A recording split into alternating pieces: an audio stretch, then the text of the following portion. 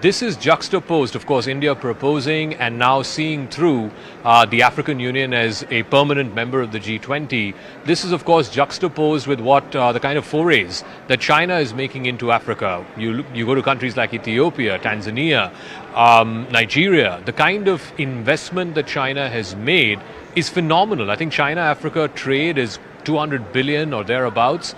How can India, if not, dent those inroads, but at least capitalize on some of the pushback that we're seeing in some of these African countries, from Namibia against Chinese investment, in Zambia against Chinese investment?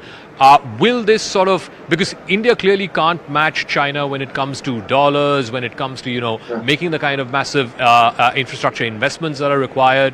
But on these symbolic but hugely important steps, like including the African Union as part of the G20, will that help sort of negate some of let's say, try and get some goodwill for India in the African continent? Yeah, I think India's real strength is because of its historic non-aligned position and relative neutrality, the fact that it contains a active role in a number of organizations, from the almost entirely meaningless BRICS to the G20, which is a rather significant one, helps it bring that on board and helps it show those countries that it can really be a voice for them. And in the G20 in particular, this is very significant because the G20 has overseen a lot of the recent reforms to the sovereign debt restructuring framework. This has been, a particular issue for some African countries that have already found themselves in significant debt to China and facing issues with that. The most notable in recent years being Zambia.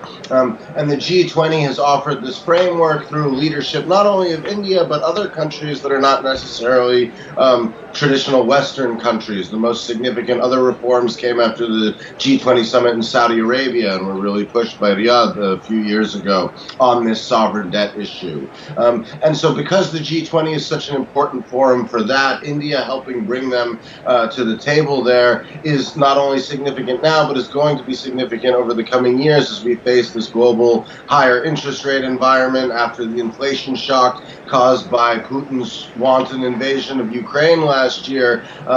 India is not going to go out there and tell countries what to do politically, but using its weight to help bring them to these kind of forums and speak with a relatively neutral position, I think is hugely significant, not only for India's own power, but for making Western countries have to listen to that voice. And so the inclusion of the African Union here will be very important because of those discussions going forward.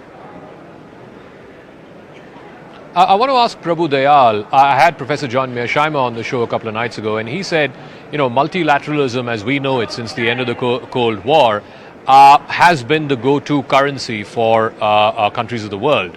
But multilateralism as we know it, if not dead, it's pretty much on life support.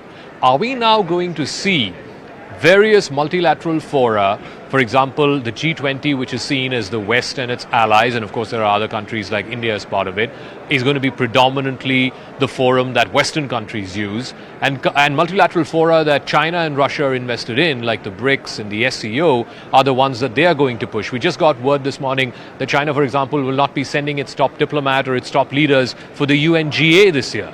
So are we going to see this sort of great power competition? It's almost like going back to the 50s and 60s, right? In the Cold War, you had NATO and you had the Soviet equivalent of that. Are we moving in that direction now? Well, Zakra, the UN is now increasingly being seen as a talk shop. And frankly, it has failed to resolve the pressing issues which it is facing. So there are attempts to focus on other platforms, such as the G20, in order to reinvent multilateralism. If multilateralism is to make sense in today's world, it must have a proper agenda which must be implementable. The UN has not lived up to the expectations. Now, you referred to China's huge investment in Africa. You referred to China not sending its top diplomat to the United Nations General Assembly. China is pursuing its own line. And quite frankly, Xi Jinping didn't come to the G20 summit because he didn't want to be seen as an odd man out. He would have been dwarfed by the popularity which Prime Minister Modi enjoys, and Xi Jinping would not have found that digestible. So there is a rethink in regard to various aspects of Chinese foreign policy.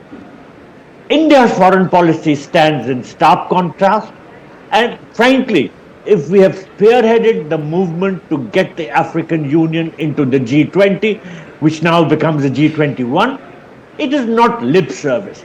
We have been taking a number of very concrete steps in order to make it clear to the other members that we want the African Union to be included, because if we are trying to address the problems of the world, you cannot do it by leaving Africa outside the G20.